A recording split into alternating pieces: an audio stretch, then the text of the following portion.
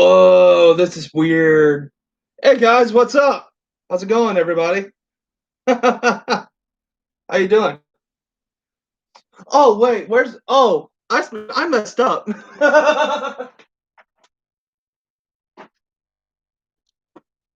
So we got a lot to talk about.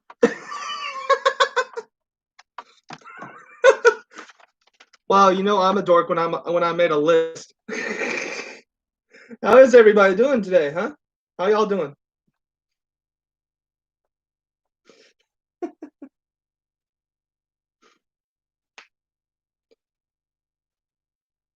I was thinking the other day that I was thinking like if this goes well and everything, what if I decided to review Captain Marvel live on here?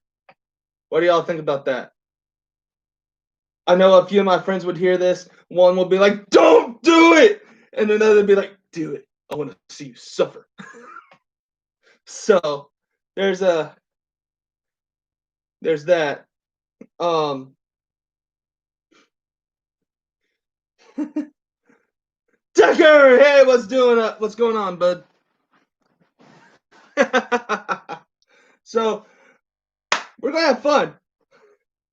So later, like I'm not gonna let the cat out right out of the bag, but later on, I'm gonna tell y'all about the one movie I've ever watched that I had to stop, leave, and come back to later on.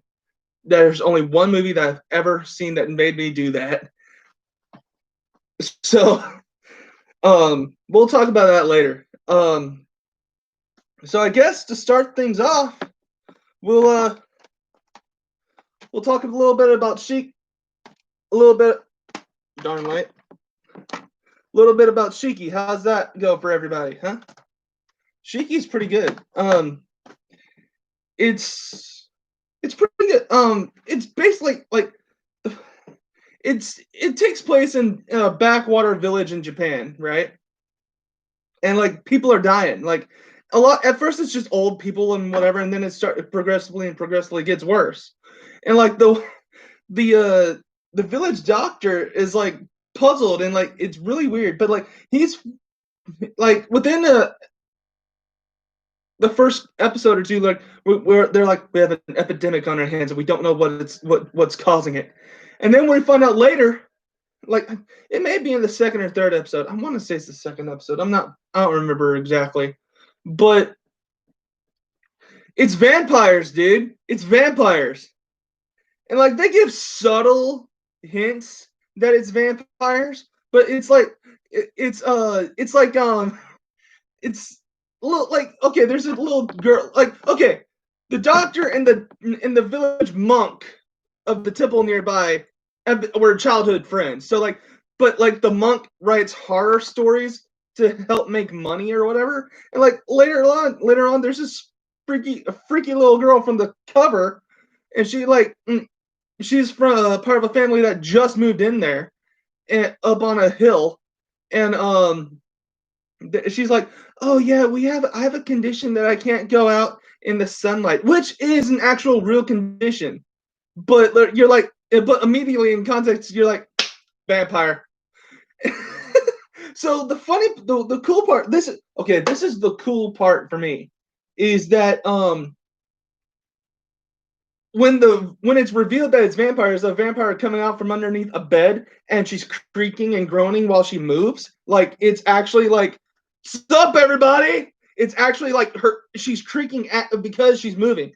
Okay, so the cool part about that is if you don't know about Japan folklore, it's already creepy. But if you do, it's even more creepy because in Japan folklore, vampires are still dead bodies, so they suffer from rigor mortis, so their limbs and stuff are creaking and groaning because of the stiffness to it. That's freaky, dude.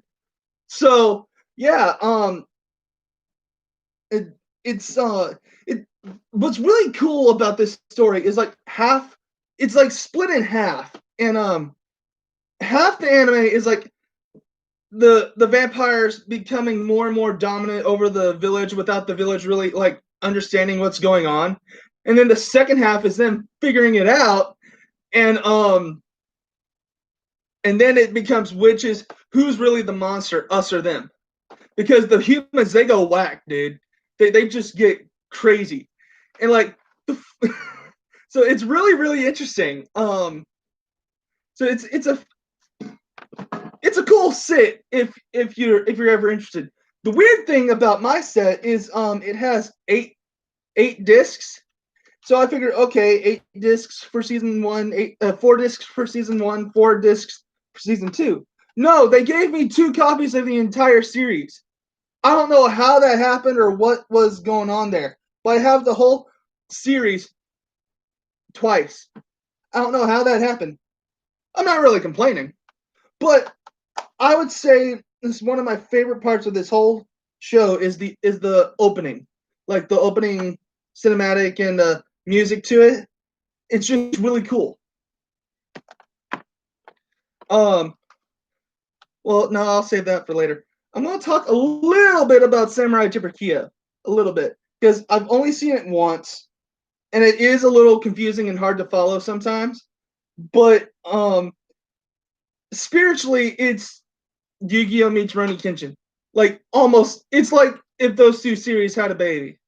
It's so weird. Like Samurai Jibberkia, Kyo is played by Dan Green. Oh wow, are you serious? It's based off of Salem's Lot? I gotta read that now. I gotta find that now. Oh! Okay, Uzumaki, we're gonna have to talk later because I wanted to get your opinion on the movie The Dark Tower.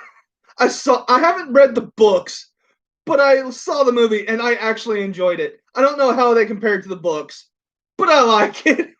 I am convinced. I am convinced now after seeing that movie that Matthew McConaughey can play a live action Dante from Devil May Cry. I am convinced of that now. So the cool thing is we got Samurai Jibberkia. He's voiced by Dan Green, doing guess what? It's he's doing both his normal kind of Yu-Gi-Oh and Deep Pharaoh voices for this character because he's again 2 souls in 1 body. That's really like he must like doing that. But like the cool thing is, what's the voice actor for Joey? What's that dude's name? He plays like I guess kind of the best friend, if you can call it that, because Kyo doesn't really like anybody. But like it's like those two are joined at the waist. kind of like Vic and Todd almost. The weird thing about this is like I don't like politics, right? I can't stand politics. You talk politics, I go to sleep.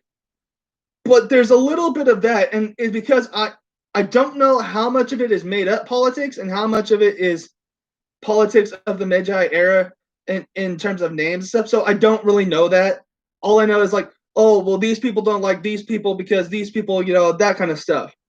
So that irks me, but it's not. That's the part that gets confusing for me. Basically, big bag. Everyone wants since Kyo is stuck in this other guy's body, and everyone wants Kyo's actual body to live in for some reason. He's just unstoppable. He's Broly with a sword, essentially. I actually want to see who would win, Kyo or Rurouni Kenshin as the Batosai. I actually want to see who would win now. Oh, I got one. This is probably in my top 3 anime of all time. Definitely top 5. It's Ronin Warriors. All right. It's I can't. This okay. I'm old, and I found out this was made the same year I was born. Okay, that's cool. It's the voice acting's kind of cheesy, but it's like glorious cheesy you can't help but love.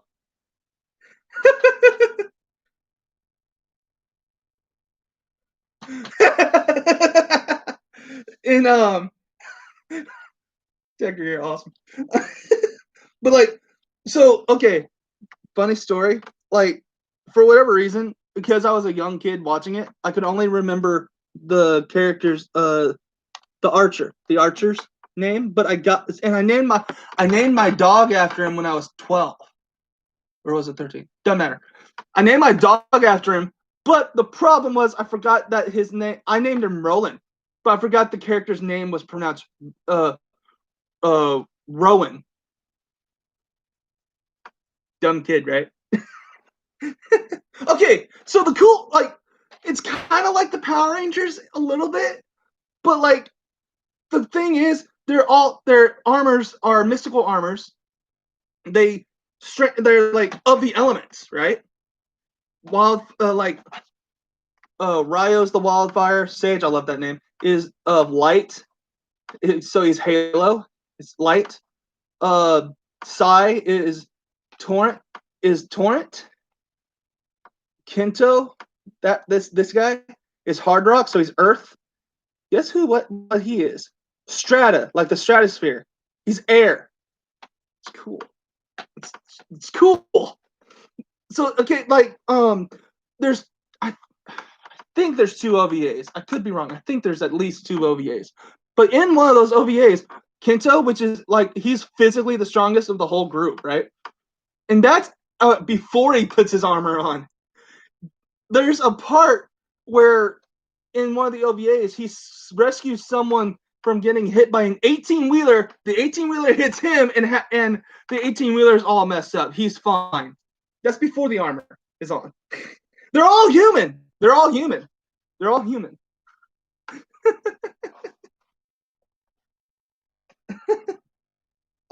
Oh yeah, Oron. I put Oron on this. I don't know really what to say other than it's just. I compare it to anime's answer to the Animaniacs almost. It's just wacky and zany, and I really love it. I know that's not. I know someone's going to come at me and be like, actually, this one would actually be more considered the anime's answer to Animaniacs. I don't care. I haven't seen it, but as far as I'm concerned, it's Oron Host Club. Like, okay, you want to know a funny story? So, I've watched this. I love Oron Host High School Club so much. I've seen it 9 times. I have it. Is it right here? Or no, it's on the shelf, I think. Yeah, it's on the shelf. I do too. So, but the funny thing is, like, back when I was with my ex-girlfriend, like, she didn't really like anime, but this was the one she did like, and she showed it to me, and I loved it. And it took, like, everyone watching it with me, like, it took me, like, 3-4 episodes to realize it was Vic voicing Tamaki, because I was laughing too hard to figure it out. And then, but the whole time I was like, I know that voice. Where have I heard that voice? And so when it hit me, everyone started laughing because I was like, no, how did I not know that? Oh, that kind of stuff. Funny thing, I was me and a friend of mine have seen it. I don't think he's seen it as much as I have, but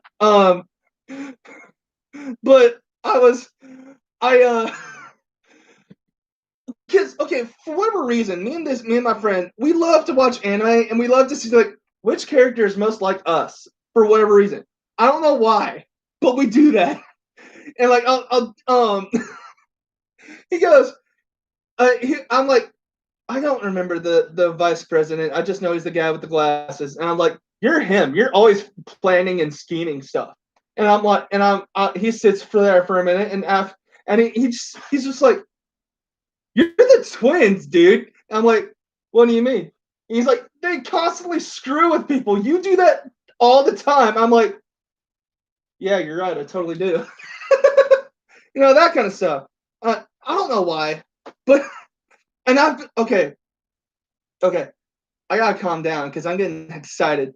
But I will tell you this: I just got Trigun today, and I'm watching it, and like because for whatever reason, a few years ago, the same friend of mine told me like just out of the blue.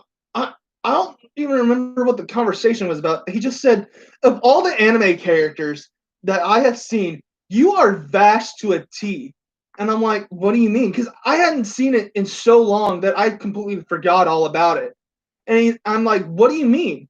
He's like, you're either goofy or you're dead serious. There's no in between with you. You're Vash. And I'm like, oh my gosh, I gotta see this again.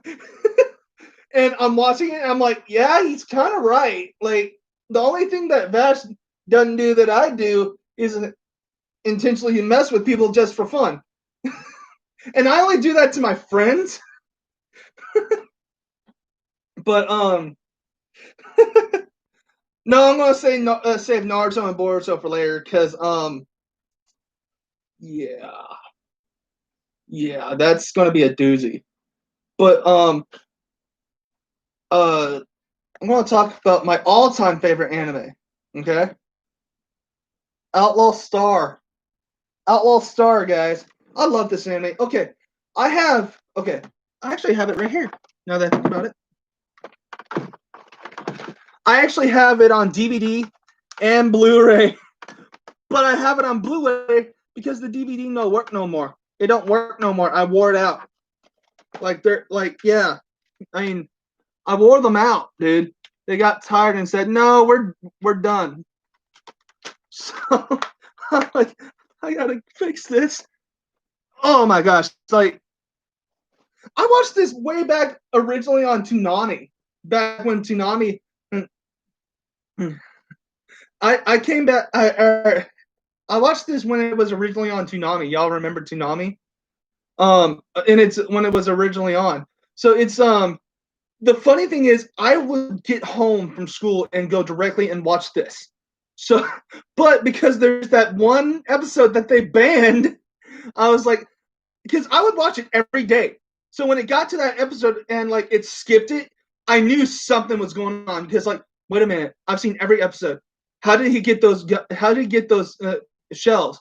How did he get those caster shells? Did I miss something? And come to find out, yeah, I did because they couldn't air it. Needless to say, I like Asia Clan for a lot of different reasons, and one of them is the hot spring episode.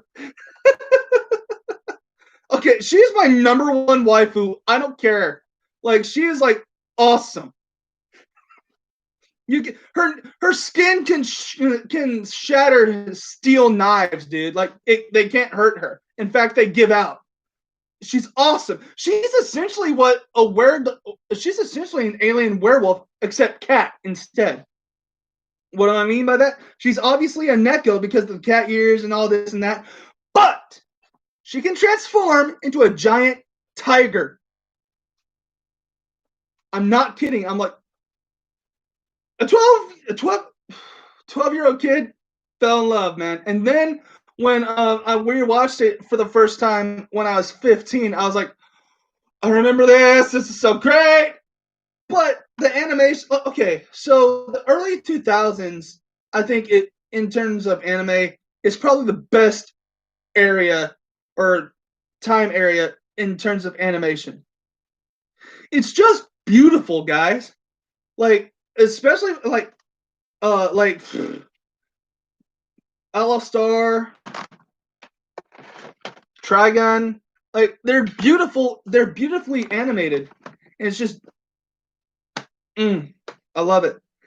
Dragon Ball used to be, but now it's too sharp and crisp. It's just, no. Um, so Decker, we're gonna have to get together at some point and talk because, like, I want to learn how to do some voice acting. If you can give me some tips on that, because I realize I suck at it.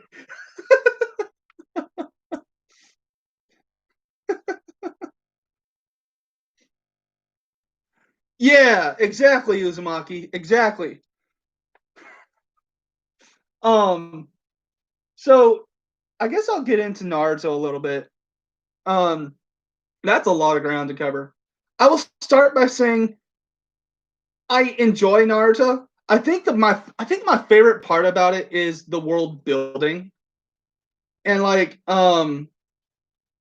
Like Naruto, like you got behind him because he was always the underdog. Nobody was rooting for him. Nobody thought he would make it, and yet he always passed and surpassed.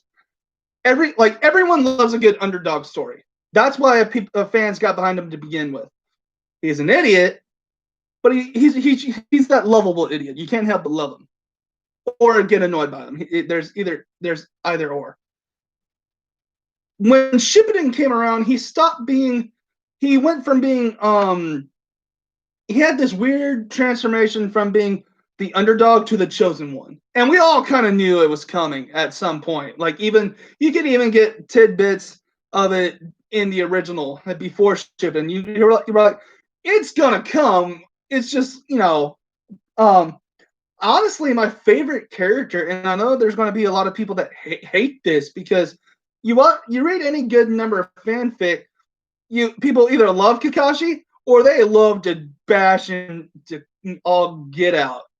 Like you either love him or you hate the dude. I love the dude. Okay, so Kakashi is my absolute favorite character. Why? He's the Randy Orton of that series. What do I mean by that? No matter what the enemy's specialty is, he's able to contend with them. If ninjutsu, taijutsu, genjutsu, specialty, whatever the opponent's specialty is, he's able to hang with them. That's that's kind of Randy Orton, but that's just a comparison. Kakashi is my absolute favorite character in this show, and thank God he's the only character that keeps his dignity in Boruto. Man, even Kakashi can't stand Boruto. Like, there's a couple episodes where Kakashi is handing it to Boruto, and like this is me watching it every episode that happens. I'm yes. I hate that little snot. And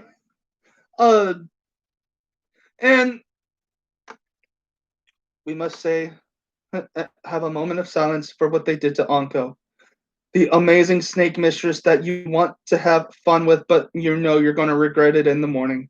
Went from being hot to my ex-girlfriend. What do I mean by that? She looks like her now. I know that's mean, but that's the first thing that came to my mind when that's the first thing that came to my mind when I saw what she looked like in Boruto. I was like, oh no, she's my ex. If Kakashi's Randy Orton, then Neji is John Cena. No, have you not heard? Naruto would be John Cena because John Cena's the face and always the baby good guy.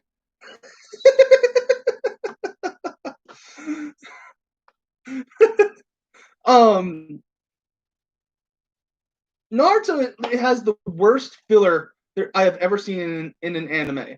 Ever. The best filler arc was when they were discovering Anko's origins. Okay? The worst episode I have ever seen in a Naruto and anime, period, is the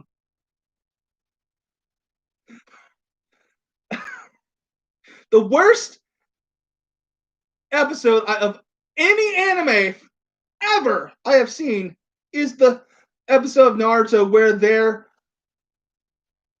got to make ramen to help the ramen keeper. No, the ramen stand guy. Why would we want to see an episode about that? We get it. He loves ramen. Moving on. It's just why? That's why I say I'll go on record and y'all can back me up, but back me up or shut me up. I still say the original run of Dragon Ball had the best fillers out there. What do I mean by that? Some of those episodes provided stepping stones to the actual story stepping stones. We understood, okay, like what example? Okay. I don't know if anyone remembers this.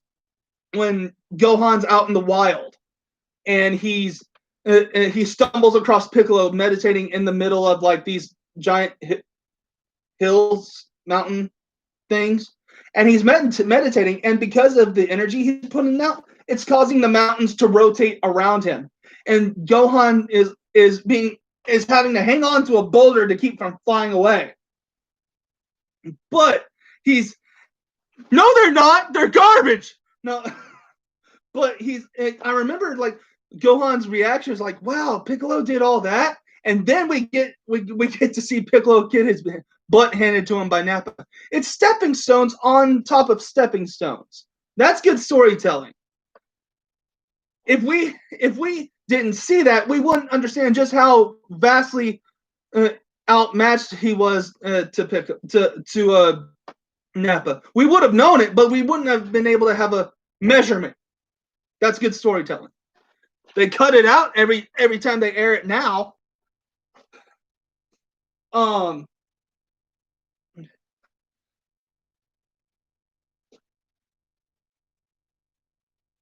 Okay, so basically what I can tell why people don't like Kakashi is because favoritism. They try to say, oh, he's favoring Sasuke over Naruto and Sakura. Okay, first off, Sakura sucks. Okay, I said it. Sakura sucks. She didn't try. She didn't care. She just wanted to be in Sasuke's pants. That's all she wanted. Sakura sucks. Okay. You get the, like, Kakashi knew who Naruto's parents were. He knew them. He knew who they were. He knew that he was theirs. So he really knew, like, okay, he's an idiot, but he's got the heart, and he's always rise to meet every challenge that's faced him. I don't really have to worry about him so much. But this guy, he's a flight risk. All he wants to do is kill his brother. I gotta curve that somehow. Okay, and we get a glimmer at this when he stops Sasuke and Naruto from fighting on the hospital roof, and then we see him tie up Sasuke with ninja wire and have a nice little sensei chat, right? You get that indication. It wasn't favoritism. He was trying to prevent a flight risk that he saw coming. It's never outright said, but you get that indication, which is good storytelling again. But the problem is, people will use any justification they can because they don't like something, even if it holds no water, even if there's just a piece of it, a piece of truth. But okay, Kakashi did fail at preventing Sasuke from being a flight risk, but he also was like, okay, now it's time to train Naruto, now to do my sensei proud, that kind of thing. He should have been doing that all along, but you get why he did what he did. He wasn't worried about Naruto because he knew he would pull through. He always has. Why do I like Kakashi though? Okay, I'm gonna get kind of serious for a second, and then we'll get back to goofing around. Before things happen, I always liked Kakashi because he had that cool factor. You just like he was cool without without trying. He was just natural to it, and he's the only character in the entire show that actually looks vaguely like a ninja. Okay, that being said, but you find out later that all of the people Kakashi ever loved are already dead. Okay. Things that happened last year with me, I'm able to connect with that even more now. So I guess that's kind of why I like Kakashi. And the fact that he's okay. Anyone that wants to say Kakashi sucks, okay, well, can you hold off 2 honest immortals to a standstill by yourself? No, I didn't think so. Case closed. And then, like, again, he's able to fight 2 honest immortals to a standstill by himself, protecting the other shinobi. And then he's good enough to provide support to Alien Godmama. I think we have a winner, ladies and gentlemen.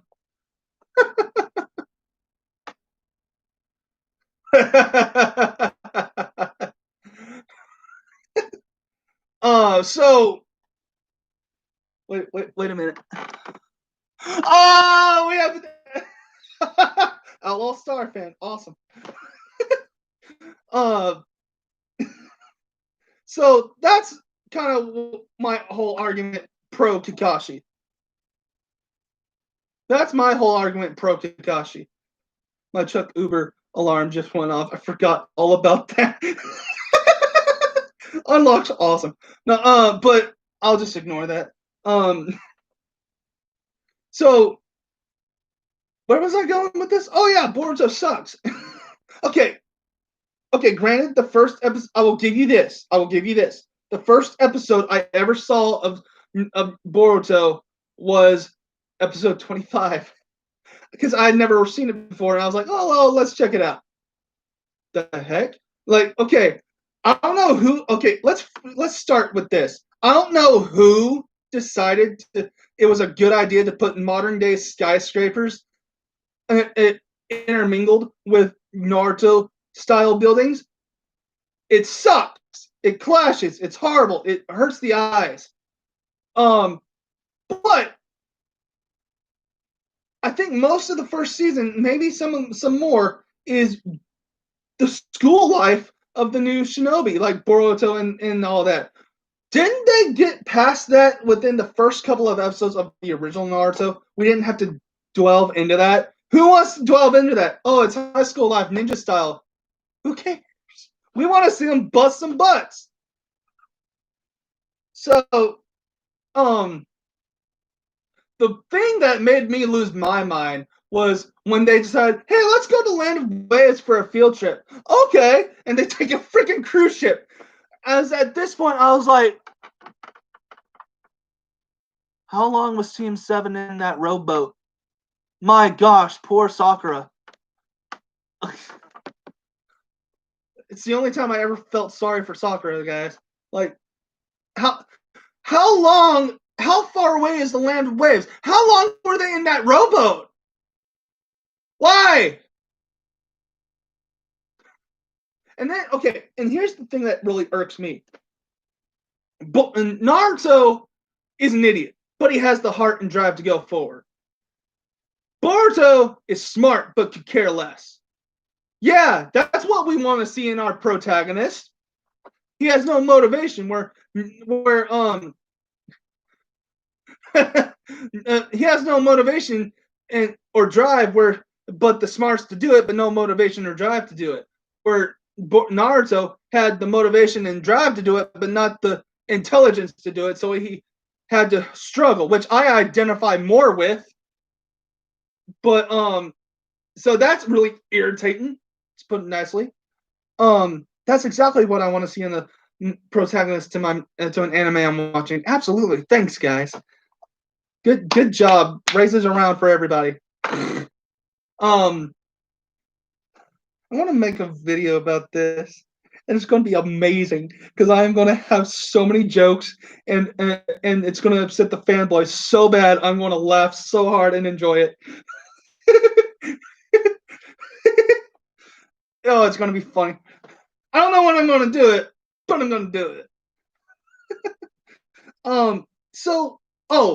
Okay. So, do y'all remember when they were building up Kaguya, the alien god mama? We find out she's we didn't get any indication she would be the final villain, but we got to know who she was. We didn't. We were never told there were more of her, or like there was more to her clan. We were under the as the viewer or reader, you were under the impression she's one of a kind. And then no, she's like no, there's other alien god whatevers. Like they're new villains for this show. Yay! And I'm sitting there, I'm like, what a great way to ruin the enemy of the entire first show creators. That's horrible. Oh, it was. Did we really need a sequel to Naruto? Did we really? Did anyone ask for this? Why did they ask for this? when you're doing a next generation story, it never does. It's never a good idea. The whole point of Naruto was like he has a dream, and it's his journey to reach that dream. He achieves that dream. Story over. We didn't need a continuation.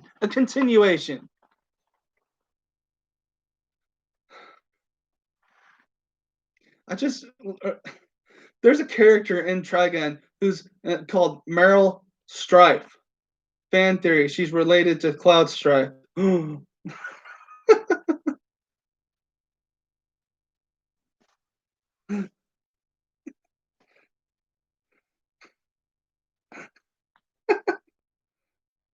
Oh, Clash of the Ninja wasn't bad.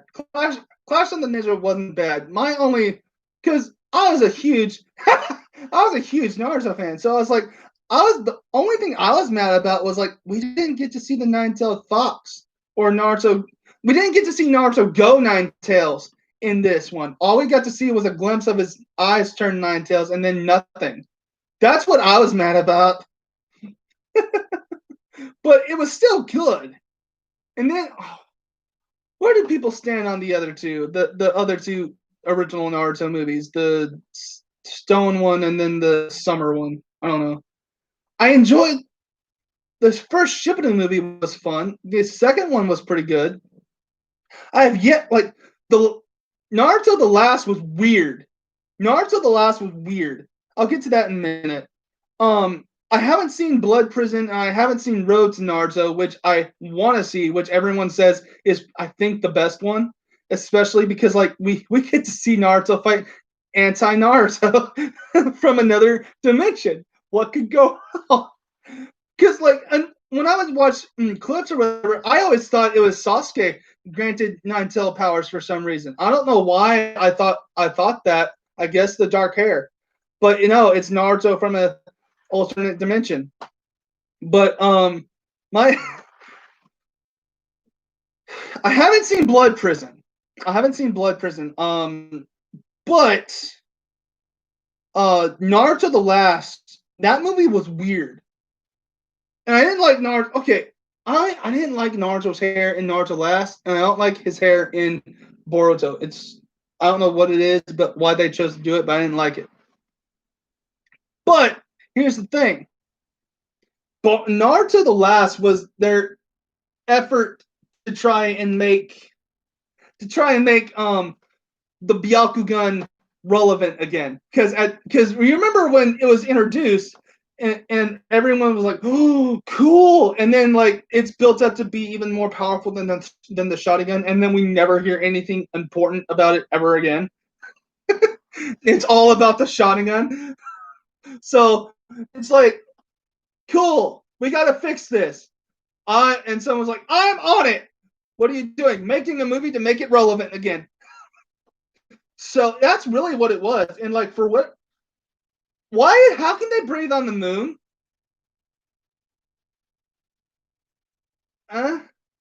So yeah, because like apparently like they're trying to say like the Byakugan has its own version of the Mangekyou or whatever. So it's like that's really like what the whole point of that whole movie. That movie had two points: make the Byakugan relevant again, and get Hinata and Naruto together finally. And here's the funny thing. I always like watching it originally. The show. I always thought Naruto and Sakura were going to get together. That's what I honestly thought. And a friend of mine that I worked with was like, no, they're not going to get together. I'm like, what do you mean? And like, sure enough, he called it, man. But like, okay, this is what irritated me about that was I thought like, oh, she's going to grow up and realize that the guy she always wanted is no good, and here's who was always there for from the beginning, that kind of thing. That didn't happen. You know what happens to girls like Sakura that go for the bad boy and get him? They end up becoming that chick that married Marilyn Manson. That's what happens. Or the chick that's abused all the time. That's what happens. when you go for the bad boy. Oh, if I can only turn him good. Well, why don't you just go for a good guy anyway? That'd solve the whole problem. That's what irritated me about that whole situation. Because like she never grew up. She learned nothing. She's like she learned nothing. I got what I want after all this time. You know that's. Ugh. And here's the thing. Correct me if I'm wrong. The heck was that? Correct me if I'm wrong. But Naruto never got to meet Karen Uzumaki. He never got to find out, oh, there's one of my clansmen still around. Right? They never got to meet each other, right? How do you introduce that and not go anywhere with it? Why? So as much as I love Naruto, it's still kind of a mess. Like my absolute most favorite thing to do about it. Okay. I love the world building. I think that's the best part of that whole series.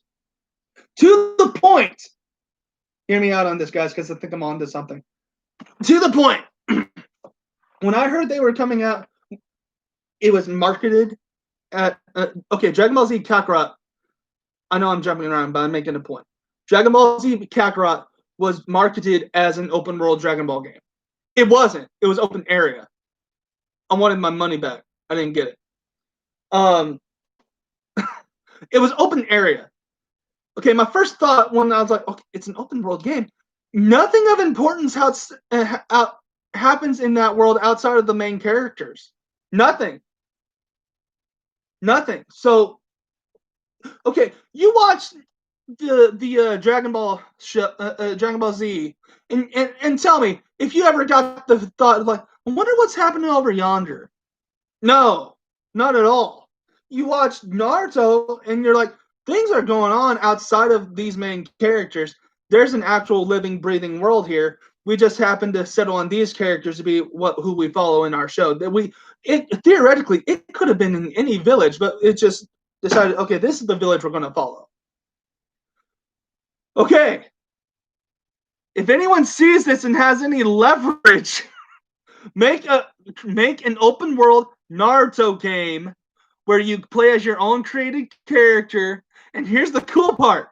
You can go on missions. You can go on a mission to get a shotgun gun implanted. You can go on a mission to get a Byaku gun implanted. You can leave the village and play rogue throughout the rest of the game. You could join another village. You could go back and join your original village. The possibilities are endless. How has no one made this? How has no one made this game? It's a gold mine. All we got is Shinobi Fighters, Shinobi Strikers. I'm sorry, Shinobi Strikers. It's a fun game, but I'm seeing a small piece of a game that should be. Am I wrong? Am I wrong here? Gotta throat. Thank you. Am I wrong? I mean, I'm being serious. That could be awesome. That could be awesome.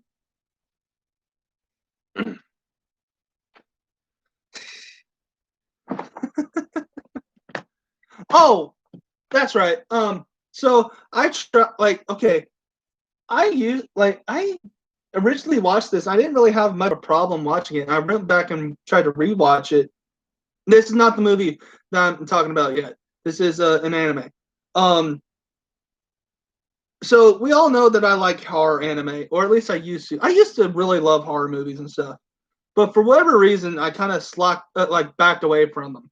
And but I went back and tried to watch Higurashi When They Cry. I had a hard time watching it for whatever reason, and I don't know why. Because and I have only ever seen the first season. Like I have the whole series, but for whatever reason, the first disc of season 2 won't work. At least I haven't tried it in my PlayStation, but my Blu-ray player it won't play it for whatever reason. I don't know why. It plays everything else, so I don't know why. And I'm iffy on buying a different one, so buying another set. So I don't know. But it's basically like it has a Groundhog Day element, like, but instead of reliving every day, it they relive the summer month. They relive summer, and everyone dies every time. Like, and then the loop resets, and like, okay, this is actually kind of cool. It's a mystery, and then we find out later there's supernatural elements, because for the longest time we're like, is there really something supernatural going on, or is it all in their head, like that kind of thing. Did this person actually have a supernatural thing happen, or did they just go crazy, that kind of stuff. We find out later, yeah, there's something supernatural, they just don't really know what. But here's the cool part. Each, like, it'll one okay the first cycle, I call them cycles because they keep resetting, so I'll call them cycles. The first cycle tells a story, and this is and gives us information of what's setup information. Second cycle will tell us the same story, but add in new information from a different perspective that we didn't know previously. That kind of stuff, and it just keeps getting more and more progressive. Like, I love this part. Like, there's, like, long story short, okay, this town, what at one point should almost was destroyed to make way for a dam, and someone died in a riot about it, and then we're like, and then they were saying, no, they got chopped up, and and awesome. Welcome, JJ Wilson. How you doing? We're talking about Higurashi at the moment, When They Cry. So, at the, like, let me get my thoughts for a second. So we're told that someone was killed and chopped up into pieces during this riot, and that keeps getting told to us throughout the show. Then we find out in another cycle, yeah, someone got killed and was chopped up, but it wasn't a dam worker. It was someone trying to get with one of the characters' dad, and this chick was psycho to begin with. What is it with anime and psycho chicks, man? What's wrong with you, Japan? Like, okay, so okay, there's this one character in that show, like, you're like, she knows something. She knows something. She knows what's going on, but she's not telling. Like, every now and then she'll give an indication of she's in on it somehow, and she's like 5 or maybe 6, something like that. And I think from my understanding, it has to do with gods and goddesses at some point, or a magical witch or something. I don't know. I haven't watched all of it, but like, she's in on it somehow. She know, like, but the problem is, like, every cycle she dies brutally, horribly. But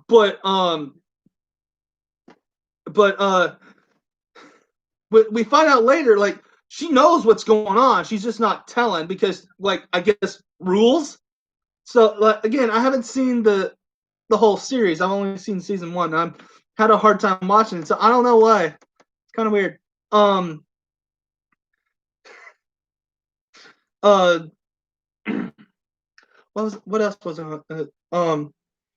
so I'll talk a little bit about the AMVs.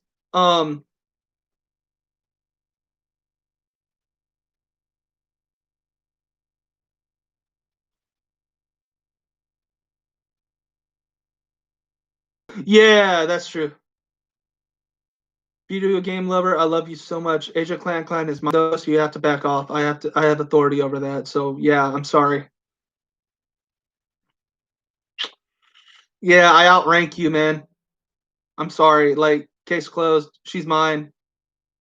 She's in the other room messing with her catnip. So yeah.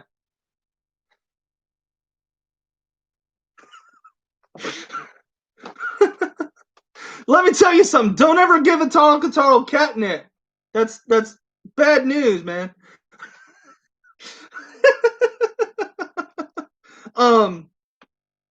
So yeah, I'll talk a little bit about my AMVs. My I guess like okay, so like when I was like in my late teens, early 20s, I used to make AMVs, but I never had a YouTube to yes it does. I'll get to that. I'll talk to you in a moment, Mr. Wilson. Um but I'll talk about that in a second.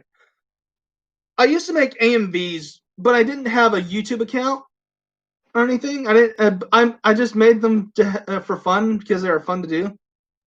But this is how long ago it was. I used Windows Movie Maker. That old thing, yeah. But but I've made I guess roughly around 15. 15. How many did I make? Let me yeah. Yeah. How many did I know this. Roughly about 15. Uh uh yeah. Yeah, about 15 AMVs. I'm right. Cool. Awesome. I love being right. I made roughly about 15 AMVs. They're the first ones I've made in 12 years.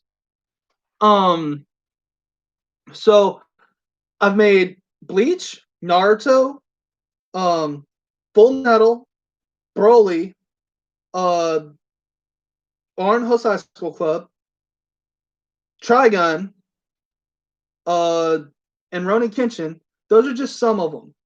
But if you want, I love for you to check them out. All I care about is that y'all enjoy it. That's all I care about. um, to answer your question, JJ Wilson, yeah, Outlaw Star needs a reboot, but I will not accept anyone except Lauren Zed as Asia Clan, the original voice actress. There's no Asia Clan without her voice. I don't know why, but I love her voice, man. I can't picture anyone else playing her. I know. I don't think she'd do it. Okay, so I actually had an idea. Like, they actually did plan on making a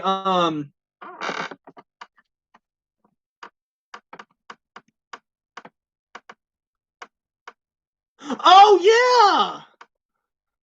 yeah. Like, okay, Decker, I'll do that in just a second. Like, there's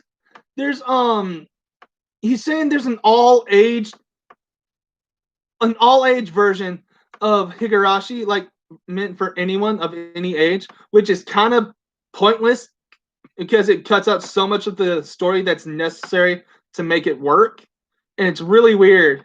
It really is like it's like what's a good comparison? It's like it cuts out too much to the point where like you kind of get what's going on. You kind of get what's going on, but you don't get the actual impact of what's going on where in this version. It's really, really, really weird. But they actually planned on making, I think, a prequel and a sequel to Outlaw Star, but they both fell through the floor. So instead we got the crappy spin-off Angel Links, which okay, I could only like I've asked some other Outlaw fans of my friends of mine, and here's the thing, like I only watched one episode of that thing, and I was like, I'm sitting there, I'm looking at it, I'm like, this clearly looks like it was Project B, not really top of their priority list, and it shows in the animation. You can tell it's kind of still the animation from Outlaw Star, but not to the same level as Outlaw Star's animation. Yeah, and like I know that there's different characters from Outlaw Star supposed to make cameos. Guess what our first cameo in episode 1 was? Guess, I dare you. It was Fred Lowe. You know, that guy. In a crowd. Mingling. That's it. We don't see him talk or interact with anyone of importance. He's just in the background. I was mad. Like, Fred Lowe was funny. Like, it's pretty obvious he was gay, but, like, he was funny. What's hard to believe? I found him funny. But guys, I actually had like, there's no way I'd ever. No, but he was also a businessman. He wasn't a people person, but he had to be around. He was a businessman. He was rich in connections. He had to mess with people even if he didn't want to. He didn't have a choice. But I actually had this idea. There's no way I could do it because I don't have the money or the resources to do it. But I would love to make a live action Outlaw Star, and I know who I would cast some of the characters. Jim would be Finn Wolf. I think that's his name, Finn Wolf, the guy he's from Stranger Things and he's playing on the new Ghostbusters. I would have what's that chick's name? The Asian chick from Kill Bill, and she played Watson on Elementary, that TV drama. Can't remember her name, but I would have her as Suzuka. Gene, I honestly like, preferably he's too old to do it now, but I would have I would have had Nathan Fillion to play Gene, but he's too old to do it now. I would have either Ryan Gosling or Paul Rudd play Gene. I could see Paul Rudd playing Gene Starwind. I could. I honestly don't like this. You can get anyone to play Gilliam. He's a voice. For me personally, because I'm obsessed with her. Like I will fully admit I am probably unhealthy. I am probably obsessed with her.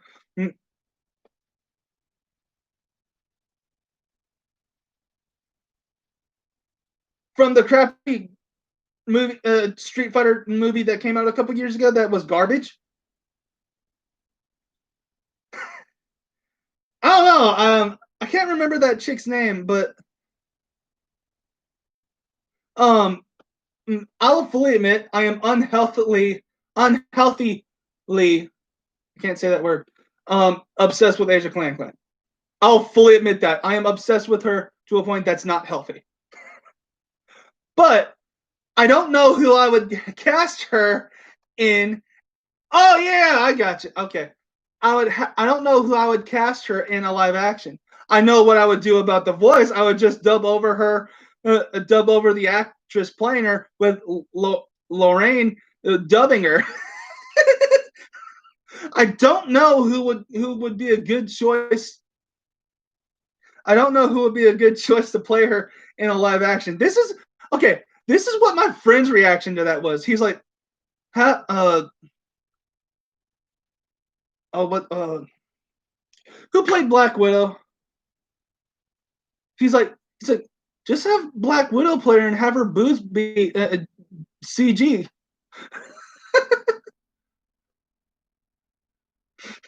I don't know. I was like, it's a good idea, but I can't really see. I don't see. Asia Clan's a hyperactive idiot. I don't see the actress that plays Black Widow playing a hyperactive idiot. Do you?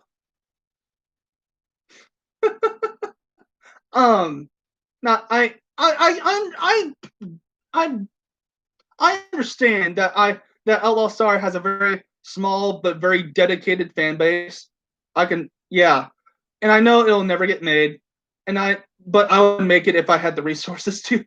But yeah, so but I do know one thing that I would change, and it's not so much a change as it is we get to see more of the inside of the ship. Because in the show, all we ever see is the cockpit, a couple hallways, and a sleeping quarter, and I think the kitchen of the ship. That's all we see. No, we get to see an engine room, but that's it. I would expand upon the interior of the ship. That's pretty much the only thing I would change. Okay,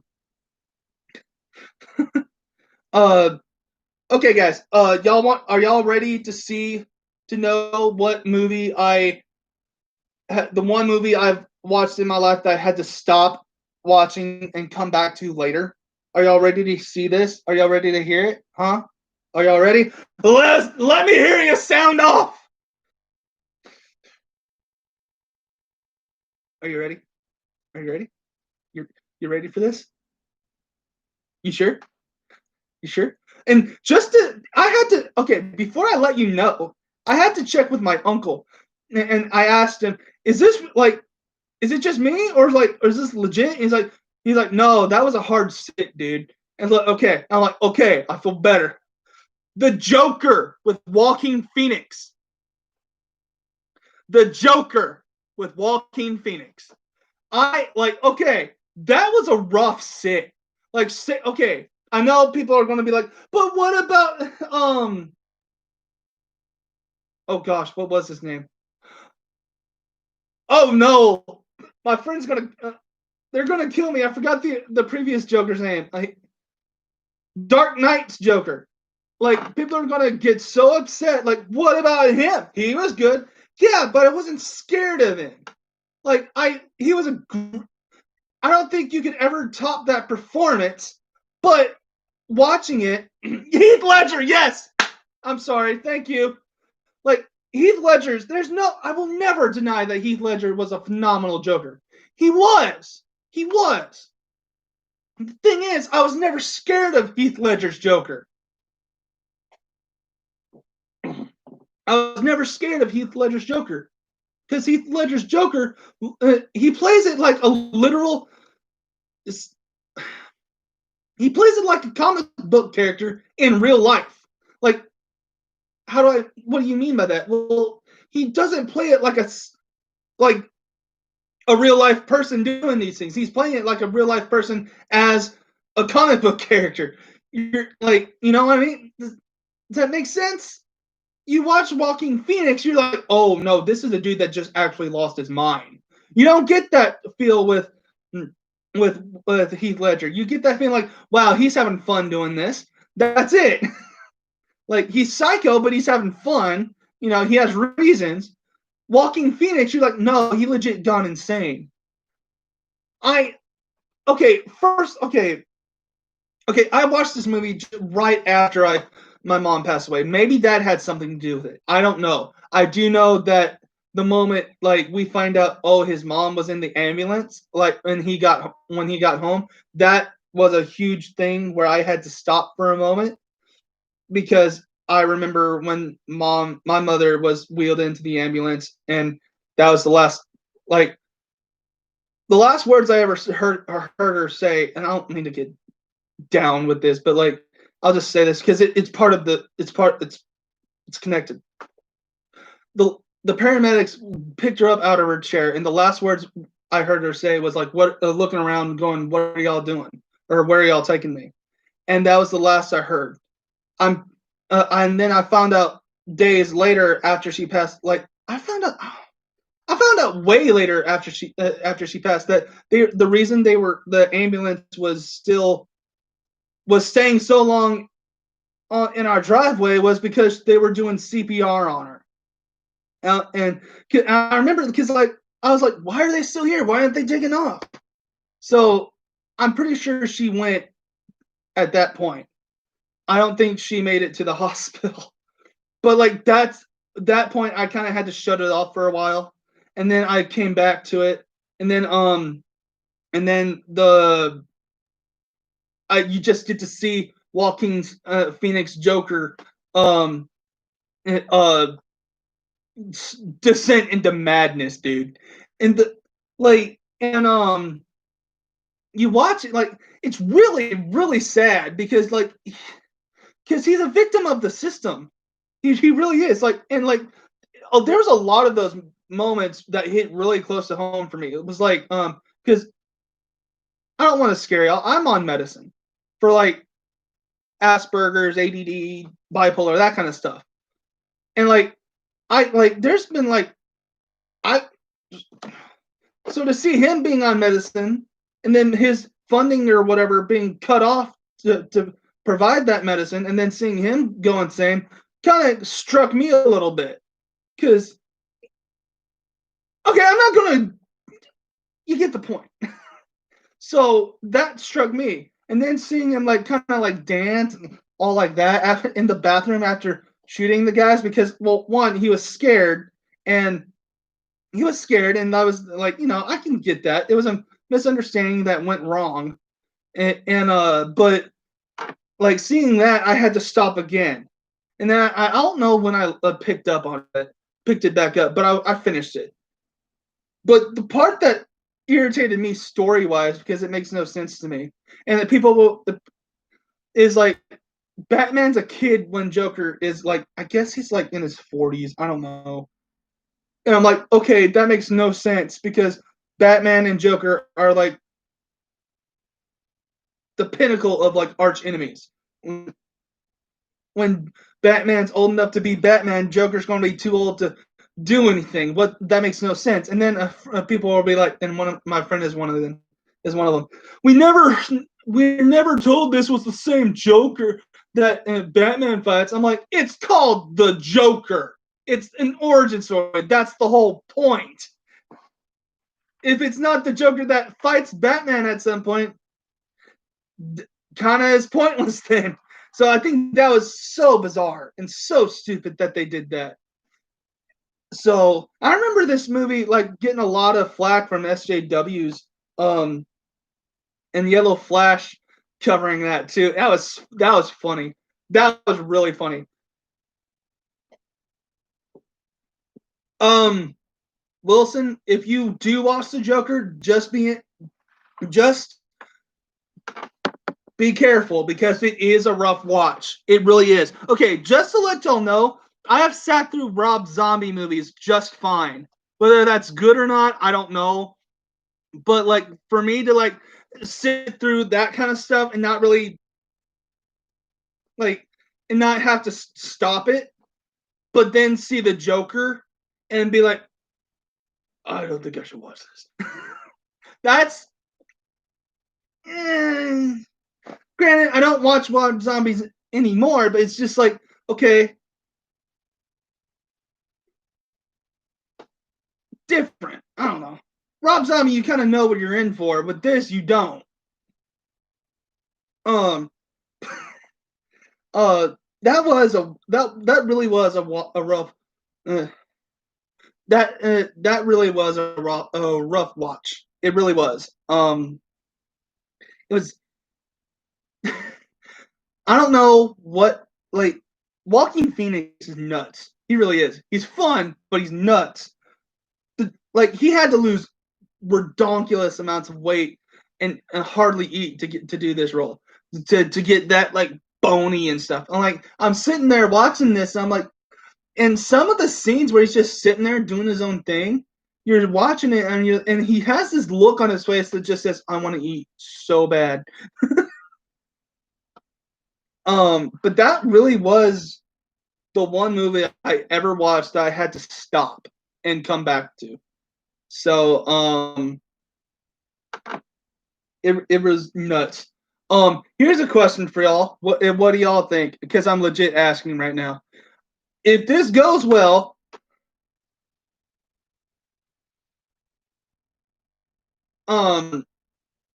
if this goes well, what do y'all think about me reviewing Captain Marvel live on here? What do y'all think about that? It's the only MCU movie that I hadn't seen. I've seen it, and I tried to record it. It recorded stuff, and it didn't work.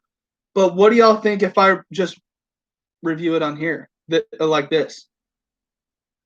Is that would that be something y'all be interested in?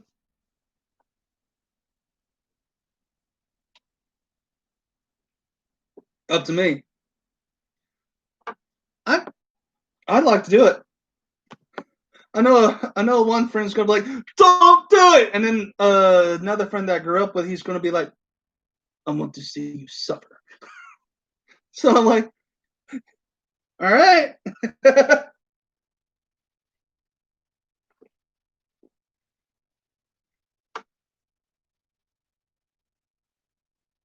Decker, I want to give you a hug. I want to give you a hug, Decker, very, very much.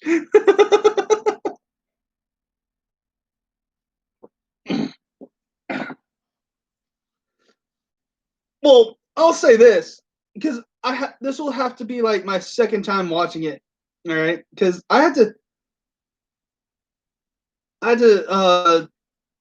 um yeah, that was that. This would be my second time watching it to get ready, and I have a rough draft because I was making notes, and okay, so in that rough draft, not 90 seconds into that movie, I had to pause it and be like, and write some notes. Like, not 30 seconds into it, I'm like, no, this ain't cool, man.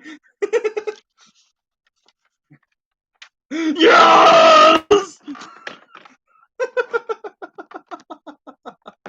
Um, that movie was nuts. It really was retarded. I mean, they got they got the most basic storytelling moments. The best way to put some of that whole movie in one word is lackluster. Really. Um.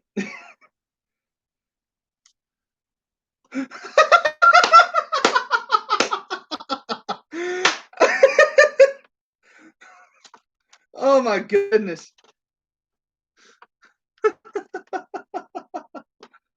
Oh my gosh, guys. I love y'all. I love you guys so much. I really do. Um well, I guess unless y'all have any questions or anything, I'll sign off. So like what do y'all think? Like do y'all, is there any anime recommendations or anything?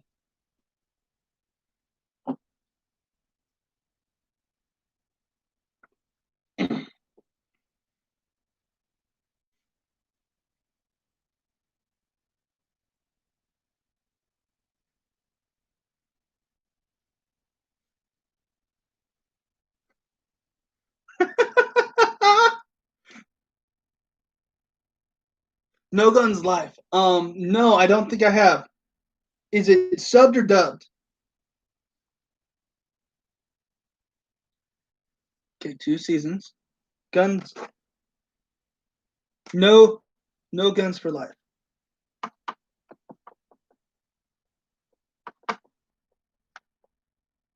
No Guns Life. I mean,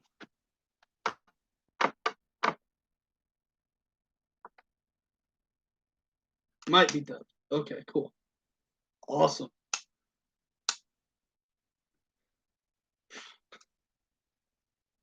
Okay, so I'm gonna go back to Outlaw Star for a second, but that caster gun, guys, I will challenge any of you. What are my feelings about current Toonami being its main hours are of broadcast are 12 a.m. Sunday time slot? That's weird. I haven't been honestly, guys. I haven't really been watching a lot of modern Toonami. Um, because like I'll tune in every now and then, but wasn't it not that long ago where it started like around 10 or 11 and then went into like 2 or 3 in the morning? Now that's starting at midnight. Wow. I watched it went on its very original run back when it would show things like Thundercats and uh Johnny Quest and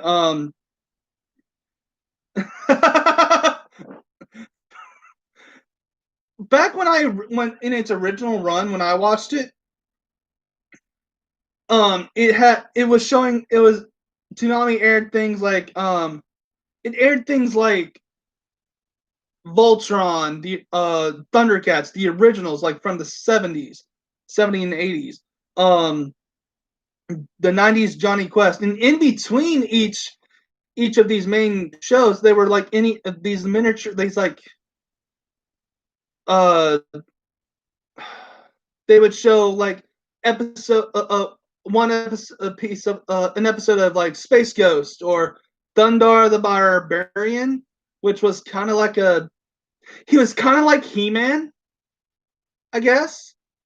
Um, weird obscure things like well, I don't know if they were obscure so much as they were old. Well, they're probably both now, but stuff like that. And then throughout the run, they would change up the lineup, and then they would add Dragon Ball Z and see what else. They would add Outlaw Star and some others. They I watched it from the original beginning. I'm old. But like Gundam Wing. Gundam Wing, they showed Gundam Wing.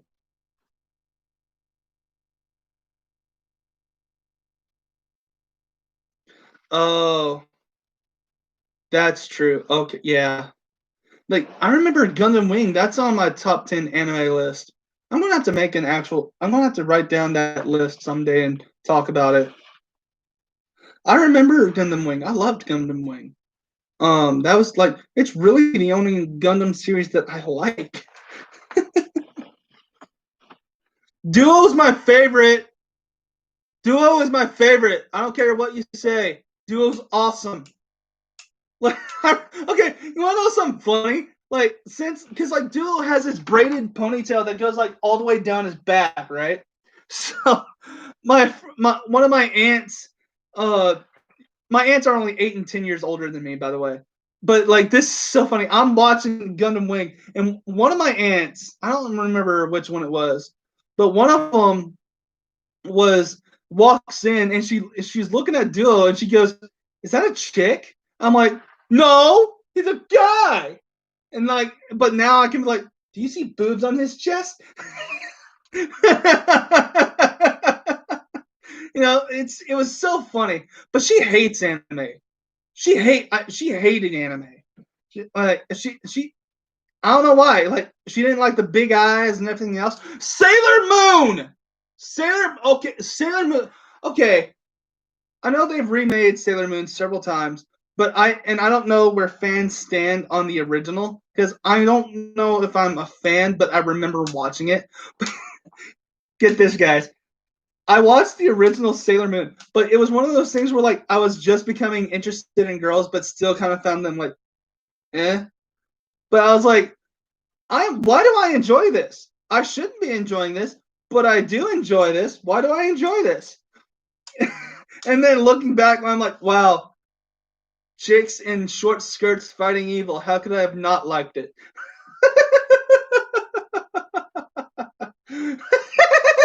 Duo is awesome, dude. He's got a Gundam, and his Gundam's got a scythe, and whose blades like energy, lightsaber style, dude. Duo's awesome. He's a goofball. That might be why I like him. And I think all those, correct me if I'm wrong, but I think all those Gundam pilots in Gundam Wing are teenagers, aren't they? Like, they're no more than 15, 16, 17 years old. There's something around that because, like, Hiro is when we're introduced to him, he's in a like private academy school. Fan theory. He was at Oron Host High School Club, but never met Tamaki or the other hosts. The original Toonami was legendary, yeah. Oh man. Okay, this is way off topic. But did y'all know Brian what's his name? Brian Cranston played voices of the monsters on some of the monsters on the original Mighty Morphin Power Rangers. Did y'all know that?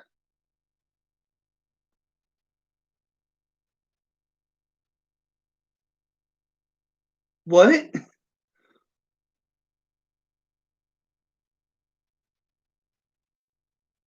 What are you talking about, JJ?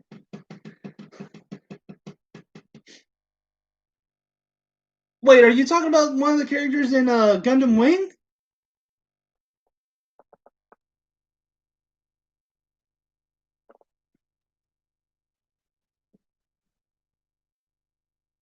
Chang White. Oh, that's one of the characters of Gundam Wing, right? I'm drawing a blank on a lot of the characters. There's Duo, Hiro, Toa,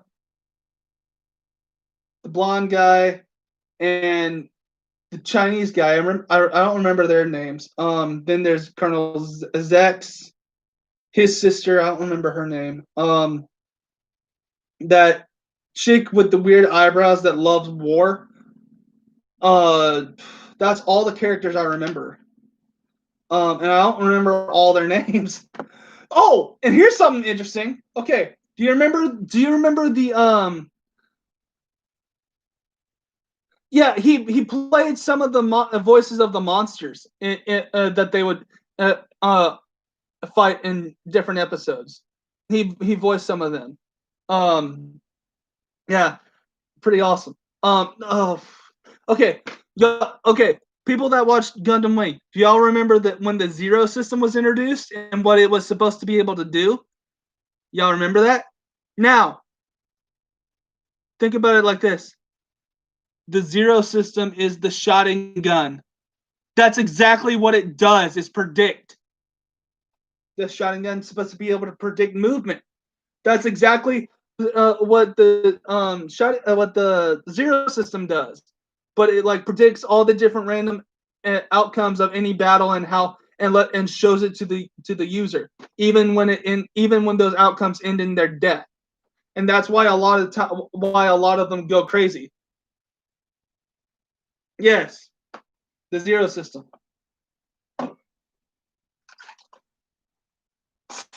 Pardon me as I pour a drink and parch my thirst. It's cool. It's Dr. Pepper. Diet. It's cool. So, now here's something interesting that I think I announced this. I'm pretty darn sure I announced this. I'm going to be working to get in shape. Okay. I'm not like, and this is coming off of losing 42 pounds, right? I think it's 42. I know it's over 40. So basically, what my plan is, and I want to get in shape to cosplay as Wolverine. All right. I want to lose this. I want to gain some of that. Lose my gut. Here's the cool thing though. Before deciding this, at my absolute worst, I was 327 pounds. Right now, I'm 285. Okay. So I would love to be able to get in some shape. I would love to get in better shape and cosplay as Wolverine. I don't know if I'll ever actually be able to cosplay as Wolverine, but that's the motivation I'm using to get into shape. Because like I've grown this out for a few months, and because my hair is both blonde and starting to turn a little gray, it doesn't show up very well. And so what I'm doing is like I'm letting this part grow out more too, so that way I can just like let this grow out and connect and cut the middle part off Wolverine style. But I'm just letting it grow. But I trimmed this stuff to match what was growing here lengthwise. You know the irritating part though is with my facial hair. One, it's curly and kind of patchy. Well, it's very patchy. It's not thick, but it's blonde, and some of the hairs are 2 or 3 different colors. Like blonde, it'll be like dark blonde, dark blonde, dark. You know, that kind of thing. It's really weird. Not all of them, but I've seen a couple of them do that. I don't know why. Um, wow, we went from talking about anime and all kinds of fun stuff to my facial hair. What a journey! Um, so basically, I'm just doing that. I'm just letting this grow. I'm kind of so I tried to grow my hair out twice. The first time I made this mistake of letting it all grow out, and I looked like the 12th Doctor towards the end of his run.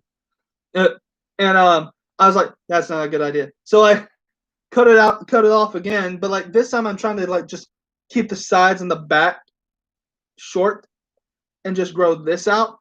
But the problem that I found is if I let it grow out, just let it grow, it becomes an afro. I should have been born in the 70s. No, I'm glad I wasn't. So it's just like I'm just gonna have to do something with it. Yeah, I'm just trying to stay busy.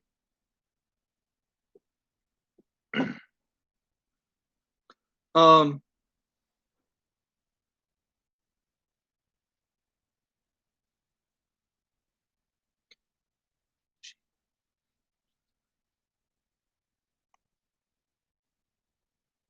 cool. Jack's Blade, huh? Interesting. Okay. Very interesting. Oh, you want to know something funny that I do to mess with people? Y'all ready? Like people when we're talking about things like we're talking about things like live action animes that we'd like to see made, that kind of stuff.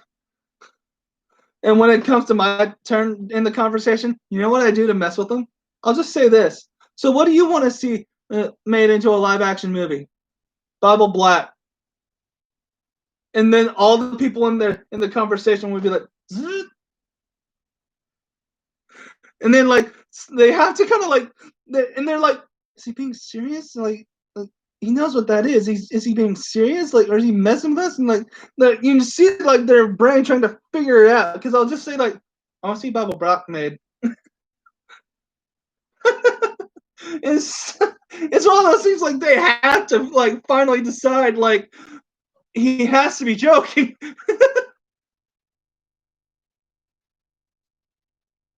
Okay, I'll do that. I'll do that. It's just like it's so funny to see their reactions. you, okay, so this is way off topic, but it's still in the realm of movies. One of my favorite, like a lot of people hate Kevin Costner. I don't know why. I love Kevin Costner. My favorite movie is Waterworld, and a lot of people say that movie's boring. And yeah, I can definitely see why they would see that movie as boring because it is. There's a lot of downtime in that movie, but that's part of the point. It's a Waterworld wasteland. It's really like the best way to describe Waterworld is it's Mad Max in water. That's the best way to describe that movie. And I love that movie. I really do. It's fun. It's no, it's Kevin Costner is clearly not playing a role model type protagonist. Very clearly made and pointed out, but it's a fun movie. Like, and like the really the best part of that whole movie is like the ingenuity of the junk that they have to put together in order to do stuff that they needed to do. And that it's the only way that I can describe it. Like if you've watched the Nostalgia Critics review of it, that's you know what I'm talking about. But I still love that movie. Okay, so I almost got this. I don't know why I didn't, but I almost got it. Was a DVD set of it that had a cut that had never been released, a cut version of it that had never been released, which was like 4 hours long. Yeah, yeah, I would have loved to have seen that. And we even get to learn what Kevin Costner's character's name was, which I don't think anyone knows what it was unless they do extreme digging, because I don't think it was ever said in the movie. Hush. And but yeah, it's I love that movie. It's fun. Okay, Dennis Hopper is one of those guys that like no matter what role he's playing, he's always a villain. He's always playing a villain. But he's going to play a villain that's going to make you laugh. So, yeah, it was really fun. Okay, I gotta address this now that I talked about Dennis Hopper. Anyone who says the Super Mario Brothers movie is horrible is clearly wrong. It's, and I'll tell you why. This is why the Super Mario movie is a good movie. Are you ready? You ready for this? Given what source material they had, they did a phenomenal job. Because all the source material was a guy running from left to right, jumping on turtles and mushrooms, hitting blocks. That's it. What are they supposed to do with that? Given that into account, it's a phenomenal movie.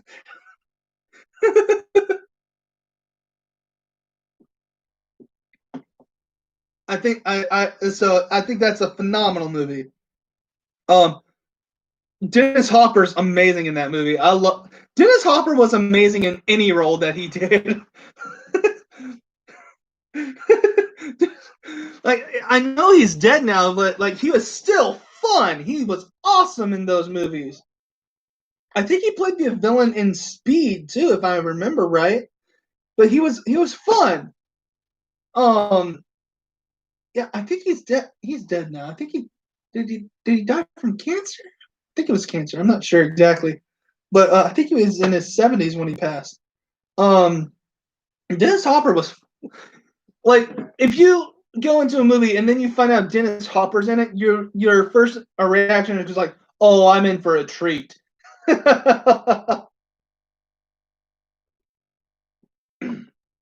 So the last thing I had on this, no, the second to last thing the Joker was the last thing. The second to last thing I had out on this spreadsheet, I guess, for or layout for this whole thing was voice skits.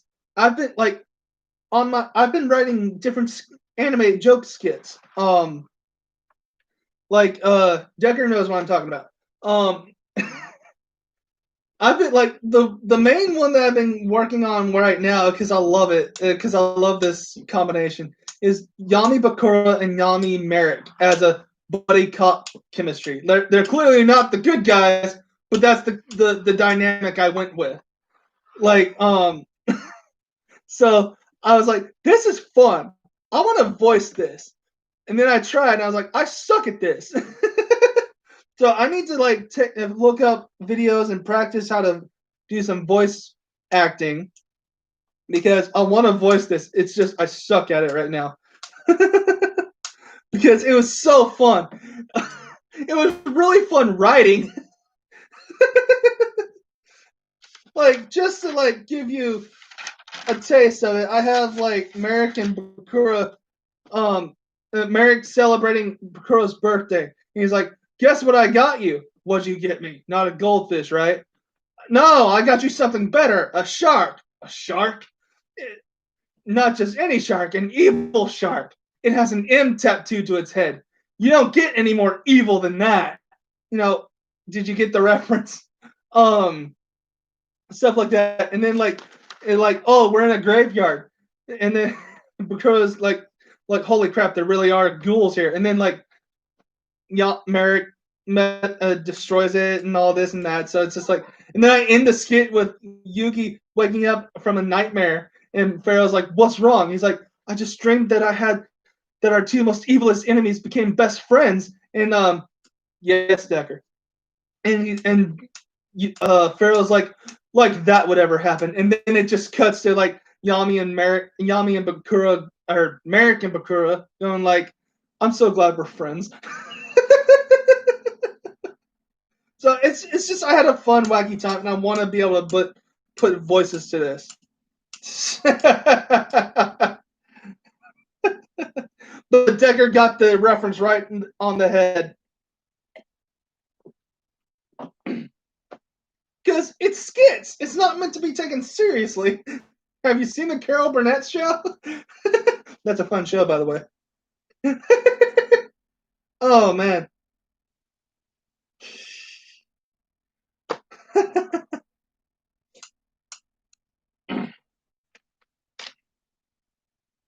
I really want one of these made for real. What do you mean by that? No, like real blade, real flute, working flute, real blade, that kind of thing. I want one.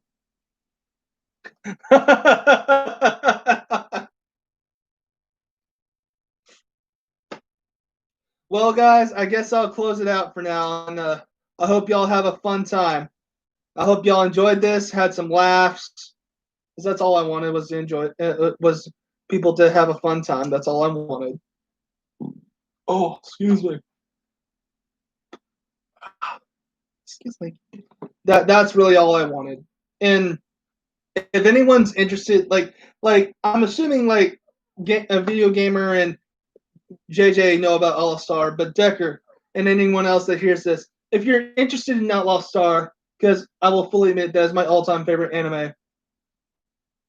Basically, to put it in, to sum it up, it's basically the whole show is treasure hunt in space with shenanigans ensuing on daily basis.